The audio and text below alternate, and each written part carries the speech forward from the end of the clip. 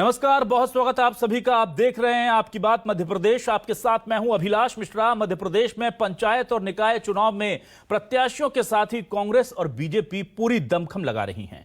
कल पंचायत चुनाव से पहले चरण का मतदान होने जा रहा है और इसी बीच कई जगहों से शराब, पैसे और साड़ी बांटकर वोटरों को लुभाने की तस्वीरें सामने आ रही हैं। इसके अलावा ओबीसी आरक्षण को लेकर मचे घमासान का असर भी जमकर देखने को मिल रहा है, जहां बीजेपी और कांग्रेस ने सामान्य सीटों के टिकट भी जातीय समीकरण के ख्याल रखते हुए उस हिसाब से इधर उधर कर दिए हैं ताकि कहीं से कोई भी नुकसान उन्हें जातिगत समीकरणों में ना हो। आखिर चुनाव में जीत के लिए ये सब तिकड़में क्यों भिड़ाई जा रही हैं? क्या ये सब जायज है? बड़ा सवाल यह है कि ऐसे लोकतंत्र की तस्वीर कैसे आगे भविष्य में हमारे लिए सुखद होगी, जिसमें शराब, पैसा, जातिवाद और तमाम चीजें हावी होंगी। इसके अलावा कांग्रेस ने बड़ा आरोप लगा दिया है चुनाव आयोग के अधिकारियों पर और कहा है कि ये सरकार के साथ मिलकर काम कर रहे हैं। बीजेपी का कहना है कि हार के बहाने अभी से ढूंढ लिए गए हैं। तो कुल मिलाकर के तमाम तिकड़में चल रही हैं, क्योंकि कल होना है जनता का फैसला और इसीलिए बड़ी हुई है धड़कनें राजनीतिक दलों की भी और हर मुमकिन कोशिश की जा रही है। इसी पर होगी आज आपकी बात।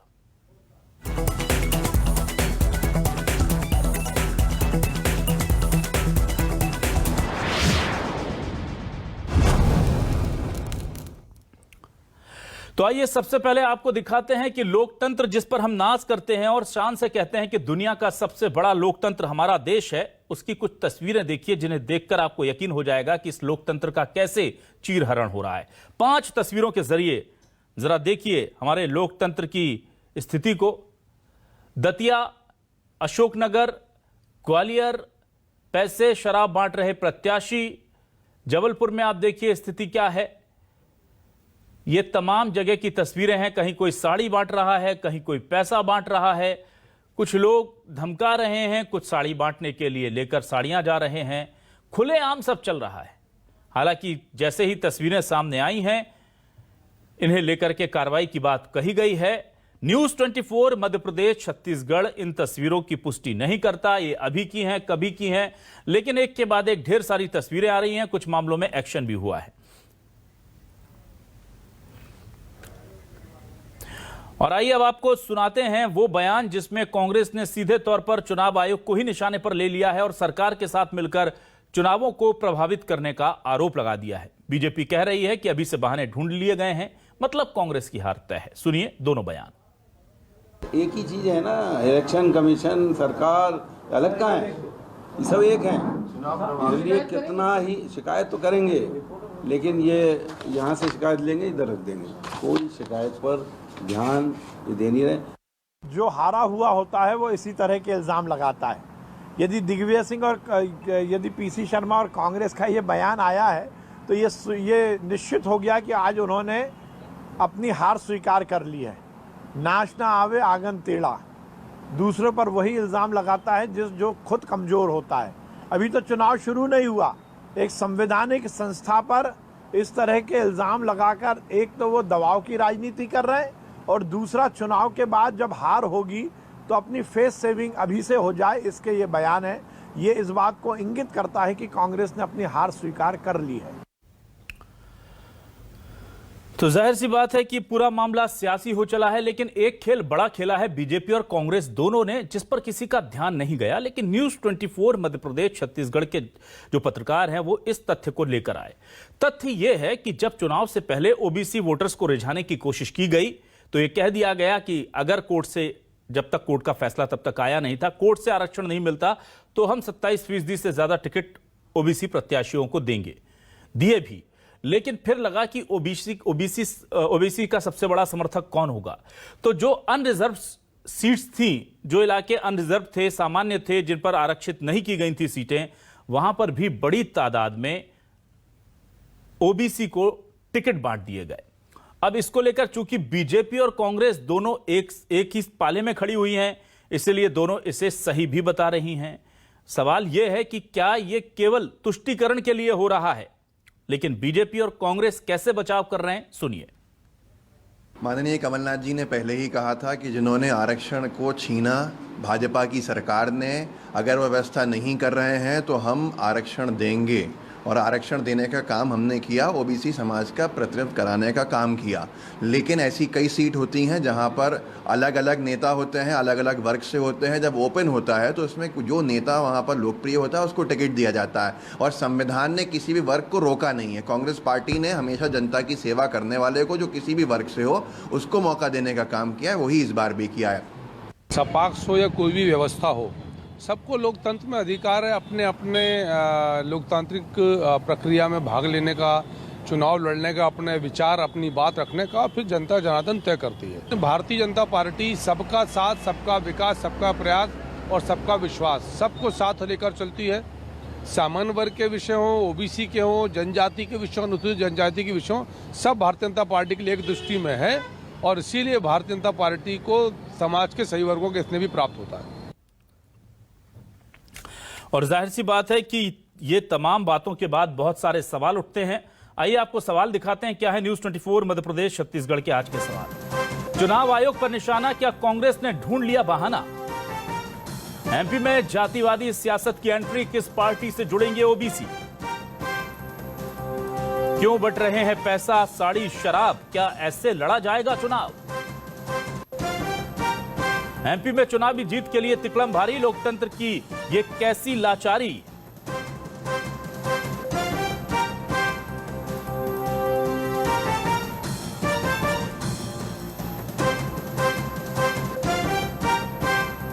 आइए सीधे रुक करते अपने खास मेहमानों का। हमारे साथ जुड़ चुके हैं कांग्रेस के मीडिया उपाध्यक्ष अब्बास हाफिज जी। बहुत बहुत स्वागत है अब्बास जी आपका न्यूज 24 मध्य प्रदेश छत्तीसगढ़ पर। बीजेपी से वरिष्ठ नेता चेतन सिंह जी हमारे साथ जुड़ गए हैं। चेतन जी बहुत स्वागत करता हूं आपका। और वरिष्ठ पत्रकार अजय वकील जी हमारे साथ जुड़े हुए हैं। अजय जी बहुत बहुत स्वागत है आपका न्यूज 24 मध्य प्रदेश छत्तीसगढ़ पर। अब्बास हाफिज जी आपके पास आता हूं, और हफीज जी मैं आपसे यह जानना चाहता हूं कि जो आज आरोप लगाए गए हैं चुनाव आयोग और सरकार के बीच अधिकारियों के सांठगांठ के, उसको लेकर के बीजेपी ने वही स्टैंड ले लिया है कि अभी से हार स्वीकार कर लिए, क्या कहेंगे आप?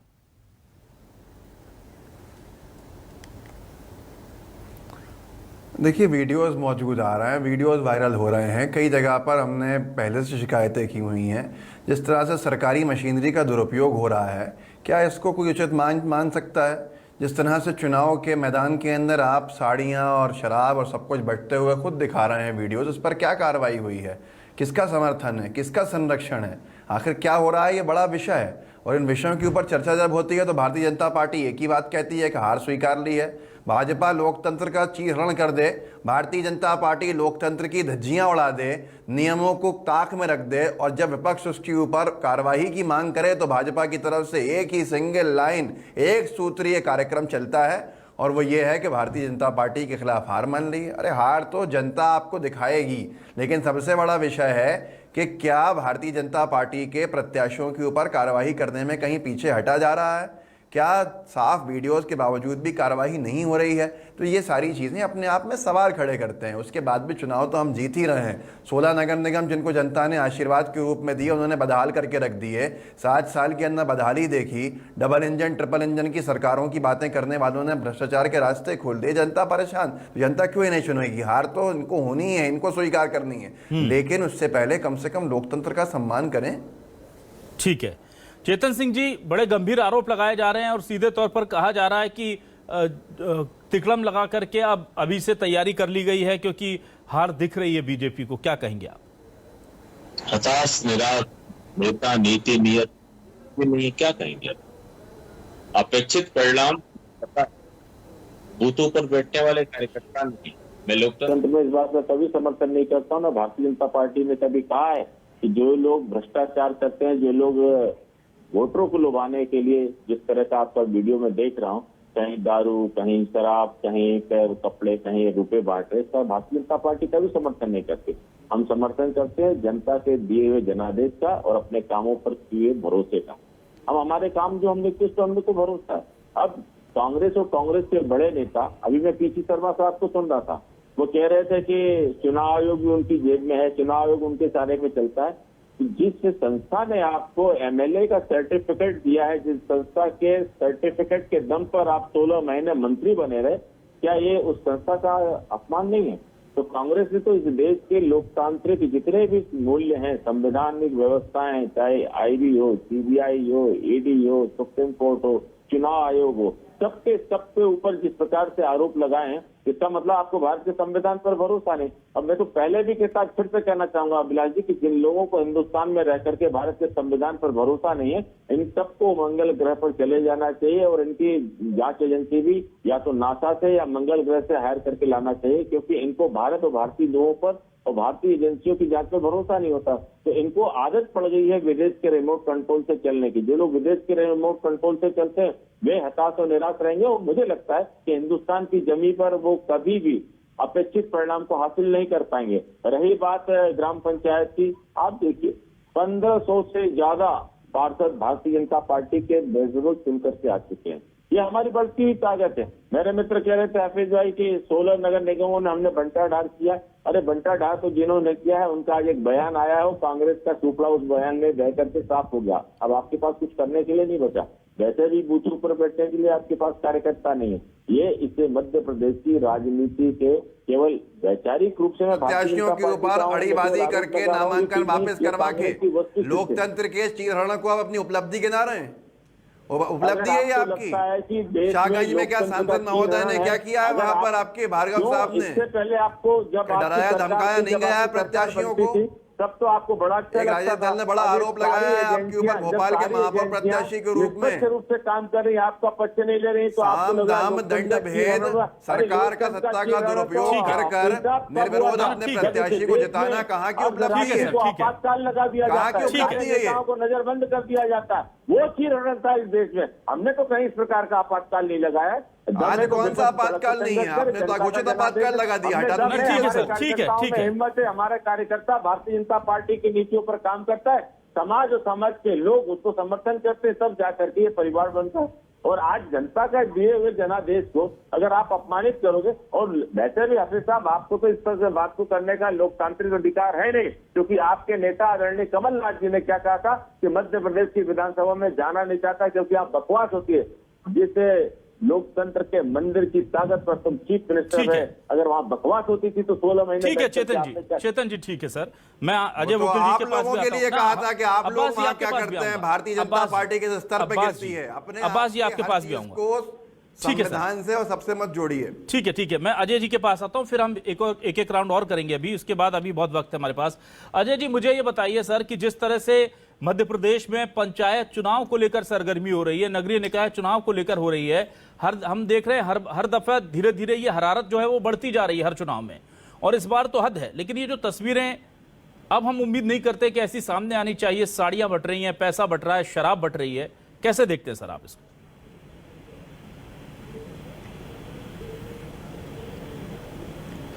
देखिए पहली बात तो यह है कि किसी चुनाव में इस तरह के जो प्रयास हैं, इस तरह की हरकतें हैं, ये पहली बार हो रही है ऐसा तो है नहीं। ये तो पंचायत के चुनाव जो बहुत छोटे स्तर के चुनाव हैं, स्थानीय स्तर के चुनाव हैं, लेकिन हम तो ये विधानसभा के चुनाव में भी अक्सर देखते हैं और इस तरह की कई चीज़ें वीडियो वायरल हुए हैं। उस मामले में कार्रवाइयाँ भी हुई हैं, रिपोर्टें भी हुई हैं, और सबको मालूम है कि वोट को अपने पक्ष में करने के लिए राजनीतिक दल जो है अपने अपने तरीके से उनको लुभाने की कोशिश करते हैं, खरीदने की कोशिश करते हैं, प्रलोभन देने की कोशिश करते हैं। तो ये कोई नई बात नहीं है। ये निर्वाचन आयोग का काम है कि उसको रोके, प्रशासन का काम है उसको रोके और जहाँ पर उसे कार्रवाई करे। ठीक है। मेरे लिए सबसे बड़ी चिंता का विषय अगर हो सकता है, जो राजनीतिक आरोप प्रत्यारोपों की बात नहीं करता, क्योंकि ये इस तरह के आरोप लगना कोई नई बात नहीं है। हर जगह विपक्ष लगाता है, यहाँ कांग्रेस लगा रही तो दूसरी जगह भारतीय जनता पार्टी कांग्रेस पर लगाती है। एक बड़ी चिंताजनक खबर ये आ रही है कि लगभग 1.5 लाख पंचों ने नामांकन ही नहीं भरे हैं। ये मेरे हिसाब से ज़्यादा गंभीर मुद्दा है कि लोग पंच भी नहीं बनना चाह रहे, नामांकन पत्र जमा नहीं हुए हैं। और कई सरपंचों के भी करीब मेरे ख्याल से 400-500 पद ऐसे हैं जहाँ पर नामांकन पत्र जमा नहीं हुए हैं। तो ये स्थिति अगर बन रही है तो इसके पीछे क्या कारण है, हमें मेरे ख्याल से इस पर ज़्यादा चिंतन करना चाहिए, विचार करना चाहिए कि लोकतांत्रिक प्रक्रिया में लोग हिस्सा क्यों नहीं लेना चाहते हैं। इसके पीछे कोई डर है, इसके पीछे आशंका है, इसके पीछे कोई अरुचि है, या फिर कोई और कारण है। तो राजनीतिक दलों की चिंता या सरकार की चिंता इसको लेकर ज़्यादा होनी चाहिए कि लोग उसमें हिस्सेदारी तो करें। ठीक है। हिस्सेदारी करने के बाद लोगों को वोट कैसे लाए जाएं, लोग उसमें इस लोकतंत्र के में कैसे भागीदारी करें, वो अलग मुद्दा है। ठीक है। तो मेरे ख्याल से इस पर ज़्यादा चर्चा होनी चाहिए कि भाई आखिर ऐसे कौन से कारण हैं, क्योंकि ये बात सामने आ रही है कि पंचों के पास अधिकार नहीं है, इसलिए वो उसमें रुचि नहीं दिखा रहे हैं। अगर ऐसा है तो ये चिंता की बात है। ठीक है, मैं आता हूं सीधे फिर से अब्बास जी के पास। अब्बास जी, एक और बड़ा गंभीर मामला ये है कि जिस तरह से तुष्टीकरण की बात कही जा रही है, कहा जा रहा है कि ओबीसी को लेकर के तुष्टीकरण दोनों ही पार्टियां कर रही हैं। अभी ये दिखाने की कोशिश की जा रही कि हम ज्यादा हितैषी हैं, उसको लेकर के भी बड़े सवाल उठ रहे हैं। कांग्रेस कह रही कि हमने ज्यादा किया, बीजेपी कह रही है हमने ज्यादा किया। हमने देखा कि 27% टिकट के अलावा भी जो अनारक्षित सीटें थी वहां पे भी बड़े वर्ग में जो है वो टिकटें इसी आधार पर दी गई हैं। तो क्या अब उत्तर प्रदेश या दूसरे राज्यों की तरह, बिहार उत्तर प्रदेश की तरह, मध्य प्रदेश की सियासत भी जातिवाद के ट्रैक पर चलेगी सर? क्या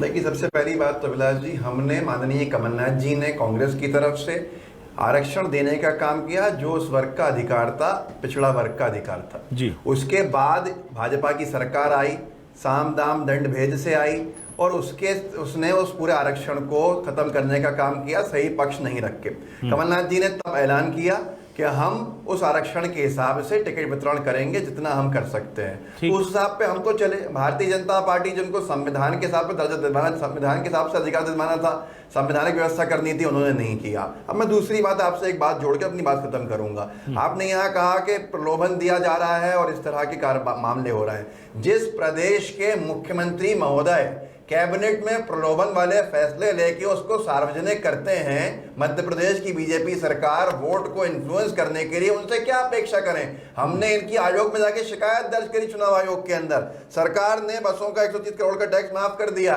ये कैबिनेट में निर्णय लिया गया और इसका प्रचार किया गया। ऐसे कई निर्णय हैं जो मैं यहाँ लेना नहीं चाहता जिससे कि उनका प्रचार हो, लेकिन जब सीधे सीधे आचार संहिता का उल्लंघन सरकार ही कर रही है और सरकार उल्लंघन करके उसको फैसलों को प्रभावित करने के लिए जनता के बीच में डाल रही है, तो प्रलोभन की कोई गुंजाइश बची कब है? ठीक है, चेतन जी, मुझे ये बताइए कि ये जो बड़ा गंभीर आरोप लग रहा है कि चलते चुनाव में आचार संहिता के दौरान बड़े बड़े फैसले किए जा रहे हैं, बड़े बड़े ऐलान किए जा रहे हैं और उनका सियासी फायदा उठाया जा रहा है, साफ तौर पर वोटरों को लुभाने का आरोप कांग्रेस लगा रही, इस पर क्या कहेगी बीजेपी? ठीक है अभिलाष जी, अगर लोकतांत्रिक मूल्यों में अगर इस प्रकार की बातें, जिस प्रकार की बातें हफीज भाई कह रहे हैं, तो इसकी संवैधानिक व्यवस्था है। मध्य प्रदेश निर्वाचन आयोग स्वतंत्र और निष्पक्ष है, प्रशासन बैठा हुआ है। क्या हम संवैधानिक व्यवस्थाओं पर प्रतिपक्ष करके छोड़ दें? अगर कांग्रेस को लगता है कि भारतीय जनता पार्टी के पक्ष में निर्वाचन आयोग खुल करके काम कर रहा है, तो सड़क से लेकर के संसद तक और सारी कोर्ट खुली हुई आपके लिए। जहां तक मैं मानता हूं कि हमने किसी भी संवैधानिक प्रक्रिया का उल्लंघन नहीं किया है, हमने चुनाव आयोग के किसी भी दिशा निर्देश का उल्लंघन नहीं किया है। ये जो मामला हफीज साहब बता रहे हैं, ये मामला बहुत पहले से पेंडिंग था और इस पर भी अभी निर्णय होकर के इस पर ऑर्डर जारी नहीं है। इस पर ऑर्डर जारी जब होगा तब हम संवैधानिक रूप से कह सकते हैं कि हमने चुनाव की आचार संहिता का पालन नहीं किया। अभी आपने बहुत अच्छा प्रश्न किया था, मध्य प्रदेश में जो 2 साल चुनाव जो देर हुई है, कि कहीं ना कहीं ये गुनाह कांग्रेस ने किया ओबीसी बंधुओं के अधिकार को मानने के लिए कोर्ट में, क्योंकि कोर्ट खेलना कांग्रेस का एक नीतिगत एक खेल बन गई है। हर विषय को लेकर के जितने भी बड़े नेता हैं, क्योंकि वो तो सुप्रीम कोर्ट हाई कोर्ट के बड़े बड़े लॉयर है, तो कोई सुप्रीम कोर्ट चला जाता है, तो कोई हाई कोर्ट चला जाता है। वो हट गए हैं, वो जवाब नहीं दे रहा है। मैंने जवाब आपको दिया, हमारी पार्टी को अपनी पार्टी के जवाब कभी सुप्रीम कोर्ट का हवाला दे देते तो कभी हाई कोर्ट का देते हैं, लेकिन जीत याद रखिएगा सत्य की होती है। अंततः जीत ओबीसी मामले में भी सत्य की हुई। माननीय मुख्यमंत्री शिवराज सिंह चौहान जी ने जिन बातों को लेकर के सुप्रीम कोर्ट का दरवाजा खटखटाया था, उसमें सुप्रीम कोर्ट ने हमारे तथ्यों को माना, हमारे एविडेंस को माना और आपकी बात का जवाब ही नहीं दे रहे हैं। देखिए, उनके पास जवाब ही नहीं है, पूरी बीजेपी के पास जवाब नहीं है। आप आरक्षण के साथ चुनाव नहीं करा पाए, आपको इस बात का जवाब दीजिए ना मध्य प्रदेश में आकर के कि आखिर क्या कारण है कि आप ओबीसी आरक्षण महाराष्ट्र में सरकार का अंग होने के बाद नीति नियत कुछ और है,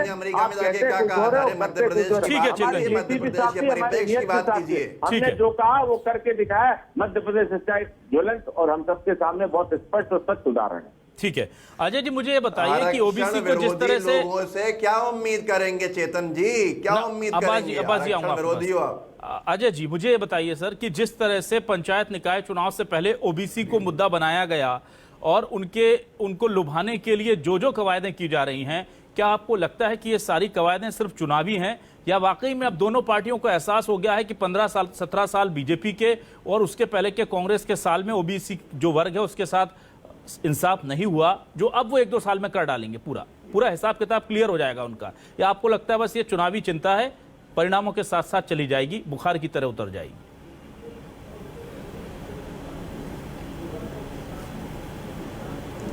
देखिए, चुनावी चिंता तो है ही, दोनों दलों की है, क्योंकि ओबीसी कार्ड तो कांग्रेस भी खेल रही है, बीजेपी भी खेल रही है।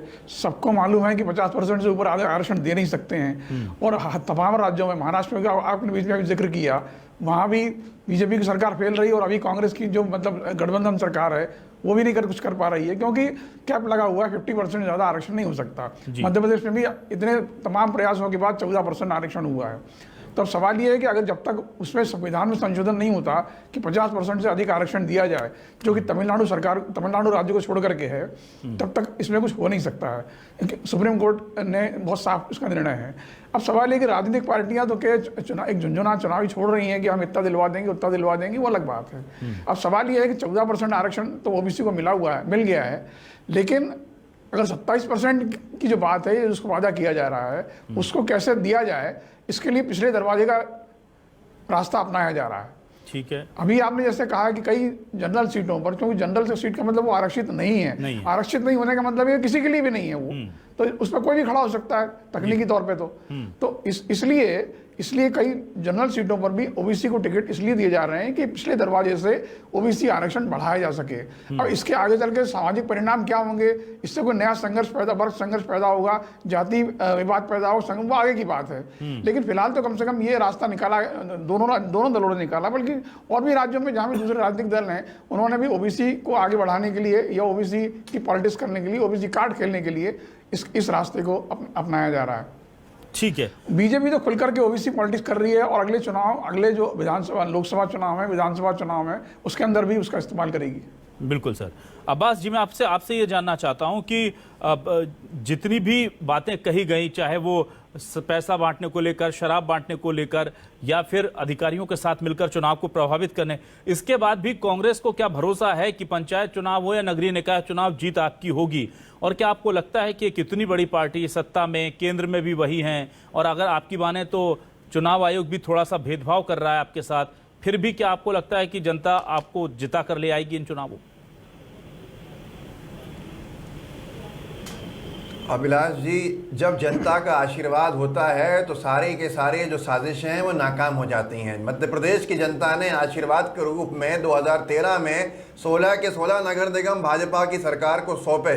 भाजपा की शहर सरकारें बनाई, बदहाली, बर्बादी, तबाही, सीवेज का काम नहीं किया, रोड जो हैं गड्ढों से भरी रहीं, रोड से पानी भरा रहा, पूरी गंदगी शहरों के अंदर रही, नालियों की जो चौक होने की वजह से नगरीय निकाय का जो मूल काम है, पानी का सप्लाई कितना बाधित रहा कि आपने जल संकट को आपके चैनल पे भी दिखाया और दूसरे लोगों ने भी दिखाया, बताया। जनता परेशान त्राईमाम में रही, उसने मन बना लिया है। वो भाजपा को साम दाम दंड भेद भ्रमित करने के बावजूद भी नहीं चुनेगी। वो अपना आशीर्वाद कांग्रेस पार्टी को 2018 में जैसे देके गई थी, इस बार भी ऐसा ही आशीर्वाद शहर सरकारों में मिलेगा और 2023 का नक्शा जो है वो साफ होगा। ठीक है, ठीक है। चेतन जी, मैं आपसे जानना चाहता हूं, कितनी आश्वस्त है पंचायत चुनाव को लेकर और नगरीय निकाय चुनाव को लेकर बीजेपी? जितना हम 2003 से जो हमने विजय की यात्रा प्रारंभ की है जी, जब मैं 2022 में आपसे बात कर रहा हूँ, उतना ही आश्वस्त तब था, उतना ही आश्वस्त आज हूँ। भारतीय जनता पार्टी के कार्यकर्ताओं का कैडर, माननीय मुख्यमंत्री शिवराज सिंह चौहान जी की जन कल्याणकारी और गरीबों के रूप में उत्थान की जो योजनाएं हैं, ये सारी बातें कहीं ना कहीं भारतीय जनता पार्टी को चुनाव के मैदान में बढ़त दिलाती हैं। और साथ ही साथ माननीय मुख्यमंत्री शिवराज सिंह चौहान जी ने जिस प्रकार से ग्रामीण क्षेत्रों में, शहरी क्षेत्रों में जो विकास के नए पैमाने तय किए हैं, और साथ में उन वर्गों को हमने लिया है जिन वर्गों की तरफ कभी कोई राजनीतिक दल देखने की हिमाकत भी नहीं करता था, चाहे वो मकान का मामला हो, चाहे स्वच्छता का हो, चाहे शौचालय का हो, चाहे उनके अधिकार का हो, चाहे उनके जनादेश का हो, सारे ही क्षेत्रों में जो काम किए हैं, ये काम भारतीय जनता पार्टी की उपलब्धि है और इसी पर जनता का अजय जी, वक्त बहुत कम है, 20-30 सेकंड में सर मुझे बताइए। अजय जी, मुझे 20-30 सेकंड में बताइए कि कौन से मुद्दे, भले ही बीजेपी कांग्रेस कुछ भी कहे, जमीनी स्तर पर कौन से मुद्दे हैं जो पंचायत चुनाव को प्रभावित करते नजर आ रहे हैं? कल वोटिंग है सर।